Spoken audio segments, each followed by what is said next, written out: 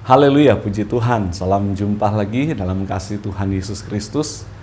Eh, oleh karena kasih kemurahan Tuhan, kita lagi berjumpa lewat video pembelajaran kita tentang bibliologi atau doktrin tentang Alkitab. Kita sudah masuk dalam bagian pengilhaman. Di video saya sebelumnya, kita sudah melihat definisi atau pengertian dari pengilhaman. Saat ini kita akan masuk kepada satu topik, yaitu pandangan yang keliru tentang pengilhaman. Perlu kita untuk sama-sama pelajari tentang pandangan yang keliru ini, supaya kita bisa melihat perbandingan bahwa ada juga pandangan-pandangan yang berbeda dengan pandangan yang kita percayai atau pandangan yang sesuai dengan firman Tuhan. Nah, pandangan-pandangan yang keliru seperti apa? Coba kita akan lihat satu persatu dalam slide saya pada saat ini. Coba lihat. Yang pertama adalah pengilhaman alamiah atau natural inspiration. Pandangan seperti apa ini? Pandangan ini menyatakan bahwa tidak ada campur tangan supranatural terhadap pengilhaman Alkitab, ya. Jadi kalau kita lihat video sebelumnya, pengilhaman itu ada unsur ilahi.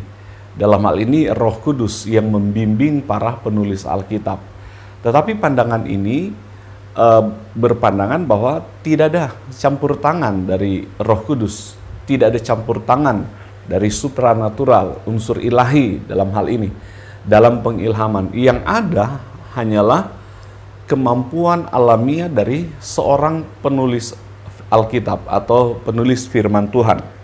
Jadi pandangan ini melihat bahwa ada orang-orang yang terlahir sebagai seorang penulis, ya. Sama seperti seorang anak yang dari kecil orang tua sudah melihat bakatnya. Kalau anaknya misalnya suka nyanyi, ya, semasa kecil, maka orang tua kebanyakan akan berkata, anak ini akan jadi penyanyi, ya. Atau masih kecil anak itu suka pegang-pegang alat musik. Biasanya orang tua akan, wah, ini anak ini besarnya nanti akan jadi seorang pemain musik, ya. Nah, secara alamiah jadi talenta dari masa kecil. Nah, pandangan ini rupanya memiliki pandangan demikian, bahwa ada orang-orang yang secara alami memiliki kemampuan dalam menuliskan, ya, menuliskan firman Tuhan dalam konteks pengilhaman ini. Nah, tentu saja ini bertentangan dengan apa yang dimaksud dengan pengilhaman itu sendiri.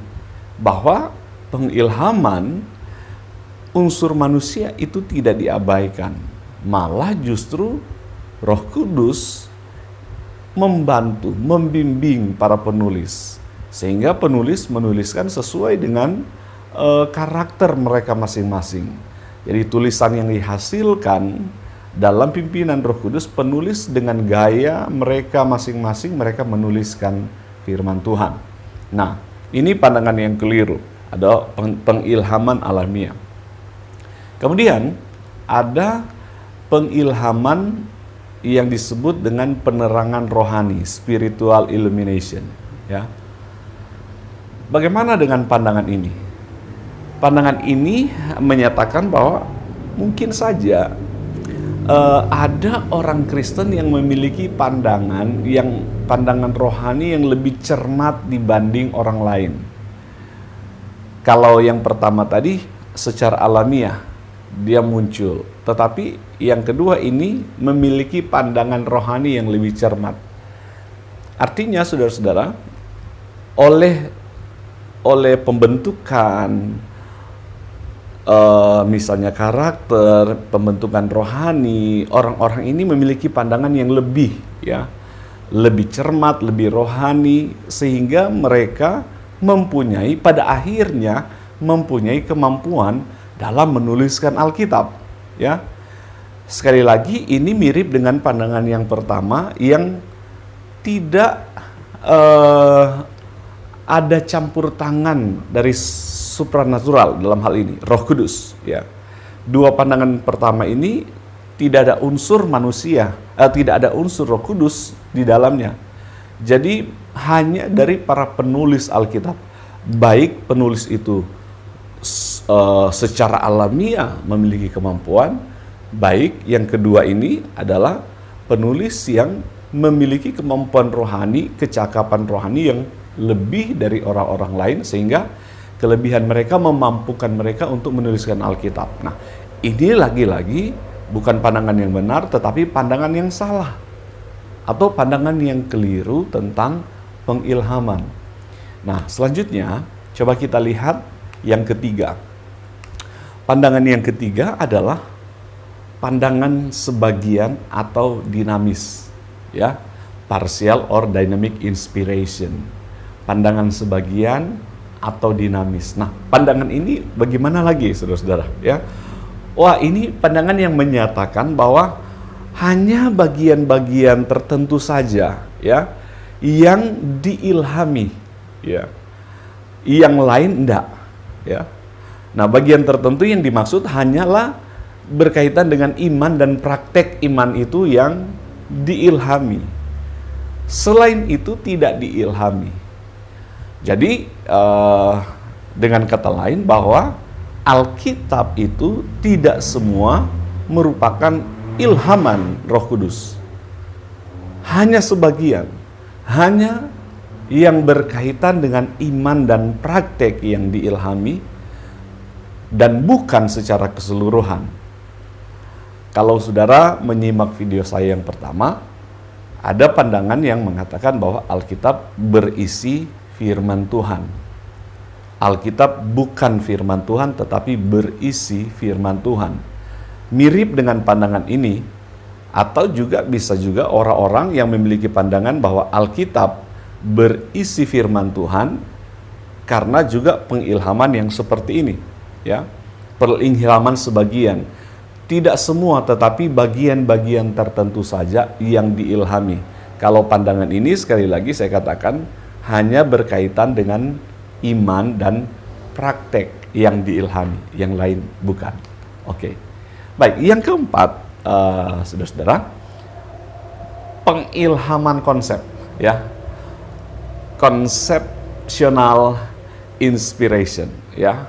Konsep, dari katanya saja kita bisa tahu bahwa pengilhaman ini adalah pengilhaman yang konsep, yang hanya konsep saja yang diilhami, kurang lebih begitu, ya. Jadi memang, jadi pandangan ini menyatakan bahwa hanya konsep atau gagasan penulis yang diilhami, bukan kata-katanya, ya. Ya mungkin contoh, saudara-saudara, ya, kalau misalnya Rasul Paulus ketika dia menerima wahyu, kemudian dia diberikan ilhaman Roh Kudus, ya Roh Kudus hanya mengilhami konsepnya.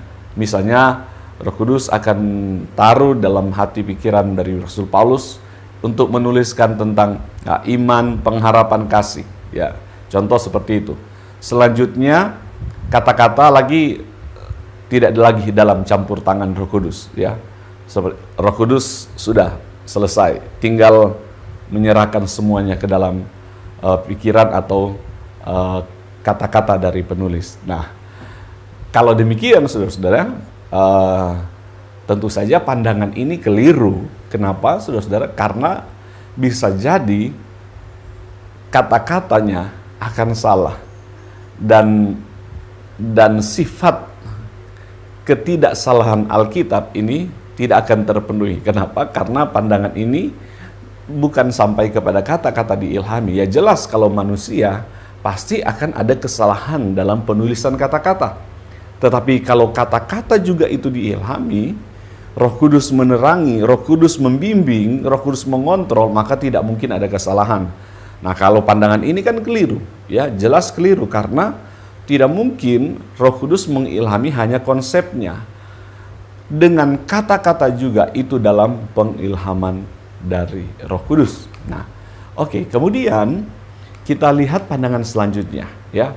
Pandangan dikte ilahi, divine didaction, ya. Pandangan ini menyatakan bahwa pengilhaman itu hasil dari dikte, ya, dikte ilahi. Jadi Roh Kudus memang dia memberikan kata-kata kepada para penulis.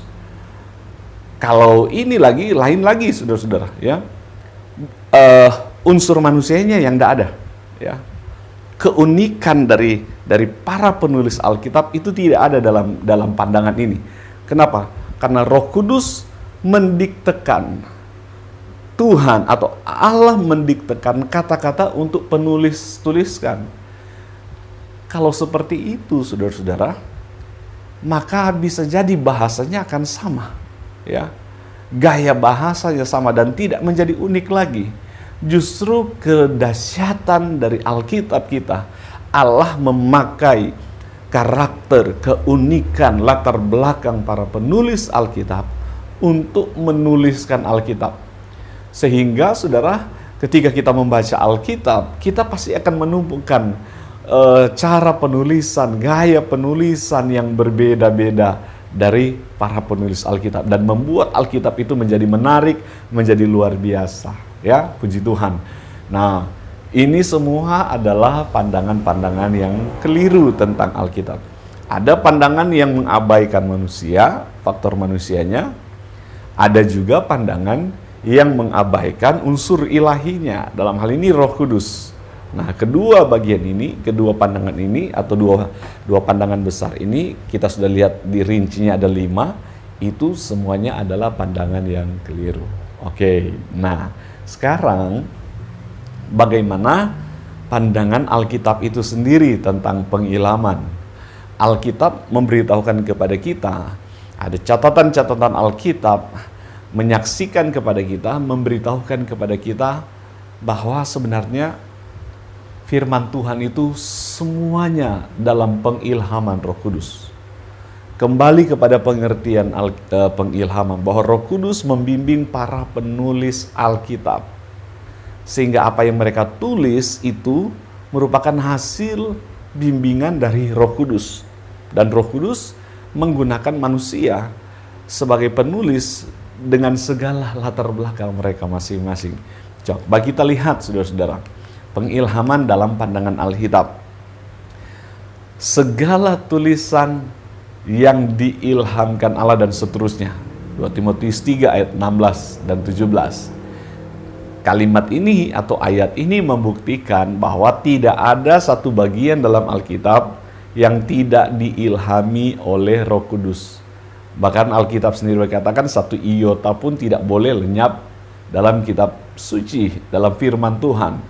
Semuanya diilhami oleh Roh Kudus. 2 Petrus pasal 1 ayat 21. Nubuatan dihasilkan oleh dorongan Roh Kudus, bukan pemikiran manusia semata, tapi semua dihasilkan oleh dorongan Roh Kudus. Kemudian 1 Korintus pasal 2 ayatnya yang ke-13.